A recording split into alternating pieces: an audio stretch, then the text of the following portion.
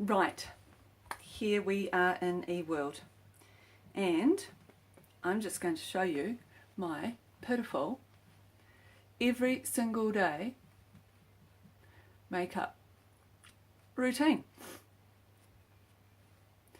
Honestly, it's almost embarrassing. I've got 3 things. This one, and this one's mainly just to blotch out the sunspots, old lady sunspots, the dryness at the top of my cheeks, and my red chin, and my red nose. That's it. That's that one. Then there's this one, my lipstick from the $2 shop that I've been wearing for about the last 20 years. So, God help them when they change the formula, which they do occasionally. That's it. And then I've been really liking this one lately, the waterproof one, because I try to do as least damage as I can to under my eyes, because I'm extremely lucky to be 52 with hardly any wrinkles, except when I smile. See? That wasn't a real smile, of course. And people always ask me why, and I think I haven't avoided the sun. In fact, when I was a kid, I just always had a sore on the end of my nose. In fact, I ended up with a melanoma, having to be cut out the end of my nose when I was a teenager, I think. But I think that it's really hard to do that at the same time. That's it. That's my makeup. Done.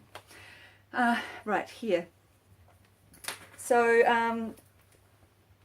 I think it's because I've never smoked. I've never smoked cigarettes. Smoked a bit of pot. I swear that's had something to do with not getting wrinkles. But I don't know.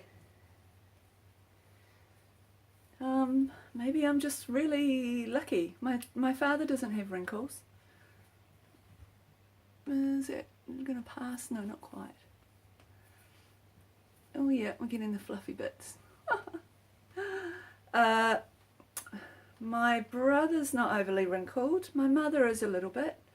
I don't know. And my children are still too young to tell. Right, quick. Get the hairspray on it. Don't choke on it like you did the other day. And we'll just worry about the fluff later. Yes, there we go. Right. So, that's my morning routine. Very, very quick. Honestly, from the minute I get into my shower to walking out the door is less than half an hour. Sometimes I can do it in 15 to 20 minutes. So I'm so pleased that I went down the road of putting on lots of makeup, and I just found that the more you do, the more you need. And I remember that phase, living in a caravan and in an area called, ironically, Land's End, where I was in one of those little bubble caravans. I downgraded to that because I couldn't afford the slightly bigger one. Oh my goodness, that was a tough time.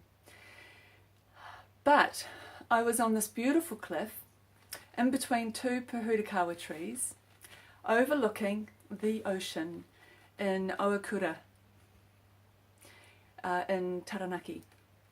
And what a good place to start the healing process. Boy, was I messed up. I was so messed up. And I started wearing a ton of makeup. And I looked stunning at the time.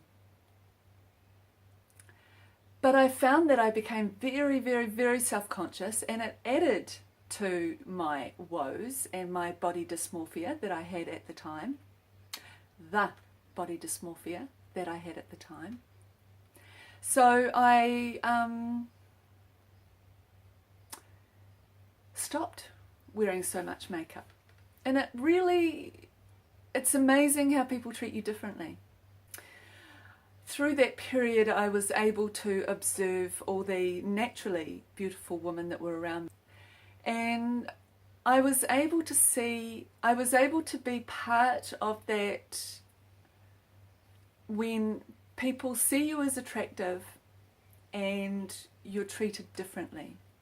Because when I took off the makeup and I went back to being my normal average self,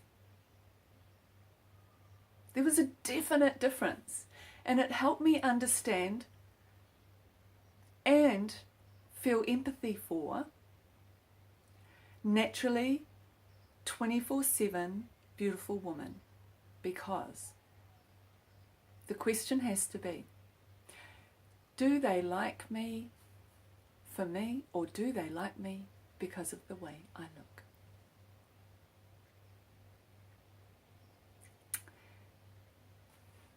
But was that all in my head? You tell me. Do you wonder? I would love to know that. Do you wonder if people like you for you or for the way you look?